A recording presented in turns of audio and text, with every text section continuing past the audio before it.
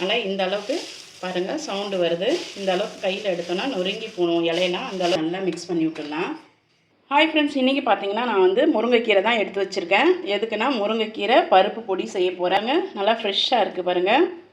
இதை வச்சு தான் நம்ம இன்றைக்கி, இது வந்து கடையில் வாங்கலை, நான் வந்து வீட்டு மரத்துலேயே ஒடிச்சு எடுத்து வச்சுருக்கேன். இதை வச்சு தான் நம்ம வந்து பருப்பு பொடி இதெல்லாம் செய்ய போகிறேன் இன்றைக்கி. வீட்டு பக்கத்தில் இருக்கிறவங்களுக்கும் இதை வந்து பருப்பு பொடியாக செஞ்சு கொடுத்துட்ருக்கேன், இட்லி பொடியாகவும் செஞ்சு கொடுத்துட்ருக்கேன். இது மட்டும் இல்லாமல் இன்னும் கொஞ்சம் வெரைட்டியெல்லாம் பொடி வகையெல்லாம் நான் செஞ்சு கொடுத்துட்ருக்கேன். நான் செய்யும் போது காமிக்கிறேன் உங்களுக்கு. முருங்கைக்கீரை எடுத்தோம் இல்லையா, அதை வந்து நான் 2 நாளாக வந்து முருங்கைக்கீரையை நல்லா க்ளீன் பண்ணிவிட்டு 2 நாளாக காய வச்சுருக்கேன் நிழலில். கருப்பு உளுந்து வந்து ஒரு 100 கிராம் எடுத்து வச்சுருக்கேன், முழு உளுந்து. கடலைப்பருப்பு வந்து 100 கிராம் எடுத்து வச்சுருக்கேன். துவரம்பருப்பு வந்து ஒரு 3 ஸ்பூன் எடுத்து வச்சுருக்கேன் ஒரு வாசனைக்கு. சிறுபருப்பு எடுத்து வச்சுருக்கேன், பைத்தம்பருப்புன்னு சொல்லுவாங்கள்ல அது. அதுக்கப்புறம் பார்த்திங்கன்னா காஞ்ச மிளகா ஒரு 15லேருந்து 20 மிளகா எடுத்து வச்சுருக்கேன். ஒரு கொத்து கருவேப்பிலை, கல் உப்பு டேஸ்ட்டுக்கு. அதுக்கப்புறமா பார்த்திங்கன்னா பெருங்காயம் எடுத்து வச்சுருக்கேன். இதெல்லாம் வந்து அடுப்பு சிம்மில் வச்சுட்டு நம்ம வறுத்து எடுத்துக்கலாம் வாங்க. கடை சூடாயிடுச்சு, கடலைப்பருப்பு சேர்த்துக்கலாம். கடலைப்பருப்பு நல்லா இந்த மாதிரி வறுப்பட்ட உடனே நம்ம எடுத்துடலாம்.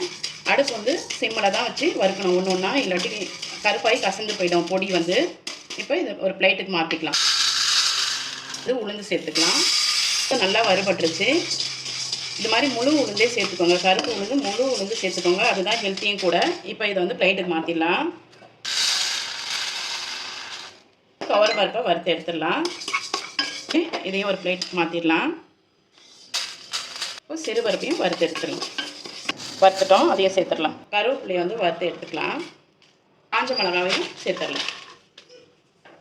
இது 2 ஒன்றா சேர்த்திங்கன்னா நல்லா வந்து மிளகா வந்து கருப்பாகாது. அதனால தான் இது 2 ஒன்றா சேர்த்துருக்கேன். இது கூடயே வந்து கல் உப்பையும் சேர்த்துடலாம். கருவேப்பிலெல்லாம் நல்லா வந்து வறுபட்டுருச்சு. இது கூடயே வந்து நான் எடுத்து வச்ச பெருங்காயத்தையும் சேர்த்து ஒரு நிமிஷம் வதக்கினா போதும். முருங்கைக்கீரையை வந்து சட்டியில் சேர்த்துடலாம். முருங்கைக்கீரையும் நீங்கள் நல்லா வந்து வறுத்து எடுத்துக்கணும். ஓரளவுக்கு ரொம்ப தீயாத அளவுக்கு அடுப்பு சிம்மில் வச்சுட்டு வறுத்து எடுத்துக்கணும். அப்போ தான் வந்து நமக்கு நல்லா டேஸ்ட்டு கிடைக்கும், இல்லாட்டி பச்சை வாசனை அடிக்கும் பருப்பு பொடி. பார்த்திங்கன்னா நல்லா வந்து வறுபட்டுருச்சு முருங்கைக்கீரை இலையும். நல்லா இந்த அளவுக்கு பாருங்கள் சவுண்டு வருது. இந்த அளவுக்கு கையில் எடுத்தோன்னா நொறுங்கி போகணும் இலையெல்லாம். அந்த அளவுக்கு வறுத்து எடுத்துக்கலாம். அதுக்குன்னு தீய விட்டுறக்கூடாது, அப்புறம் வந்து இலையெல்லாம் வந்து கருகி போயிடும். அதனால் இப்படியே வந்து நம்ம இலை சூட்லேயே வறுத்து எடுத்துக்கலாம். இப்போ பார்த்திங்கன்னா இது 2மே நல்லா வறுபட்டு எடுத்தாச்சு. காஞ்ச மிளகா வந்து நான் காம்பு எடுத்துருவேன். காம்பு எடுத்துகிட்டு இது நல்லா ஒரு ஆறினோன்னே ஒரு 10 நிமிஷம் நல்லா ஆறட்டும். அதுக்கப்புறம் மிக்ஸி ஜாரில் போட்டு நம்ம அரைச்சி எடுத்துக்கலாம்.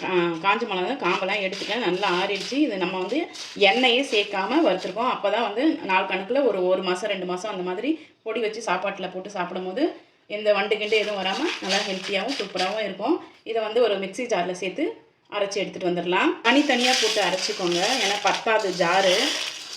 எல்லாத்தையும் ஒன்றா போட்டு அரைக்கிறதுக்கு பத்தாது, அதனால் தனித்தனியாக நம்ம போட்டு அரைச்சி எடுத்துக்கலாம். அரைச்சி எடுத்துகிட்டு வந்துட்டோம். இது வந்து ஒரு மாதிரி ஒரு தட்டில் போட்டுடலாம். அடுத்தது முருங்கைக்கீரையை வந்து இந்த ஜாரில் சேர்த்து அரைச்சிடலாம். முருங்கைக்கீரையை அரைச்சி எடுத்துகிட்டு வந்துட்டேன். இது வந்து பொடி பொடியே சேர்த்துடலாம். இதை வந்து கரண்டி வச்சு நல்லா மிக்ஸ் பண்ணி விட்டுடலாம். பார்த்திங்கன்னா நம்மளோட முருங்கைக்கீரை பருப்பு பொடி வந்து ரெடி ஆகிடுச்சு பாருங்கள். நல்லா கமகமன்னு நல்லா வாசனையாக இருக்குது. நான் சேர்த்துருக்கிறது எல்லாமே வந்து கருப்பு உளுந்து, கருவேப்பிலை, இதெல்லாம் வந்து ஹெல்த்தியானது தான் நான் சேர்த்துருக்கேன். சூப்பராக இருக்கும். இது சாப்பாட்டில் போட்டு சாப்பிடும் போது நெய் ஊற்றி சாப்பிட்லாம். 2வது வந்து தேங்காய் எண்ணெய் 1 ஸ்பூன் ஊற்றி போட்டு நெய் போட்டு சாப்பிட்டிங்கன்னா சூப்பராக இருக்கும். இதே மாதிரி நீங்களும் வீட்டில் ட்ரை பண்ணி பார்த்துட்டு எப்படி வந்திருக்குன்னு சொல்லி கண்டிப்பாக கமெண்ட்டில் சொல்லுங்கள். வீடியோ பிடிச்சிருந்தனா லைக் பண்ணி சப்ஸ்கிரைப் பண்ணுங்கள். தேங்க்யூ.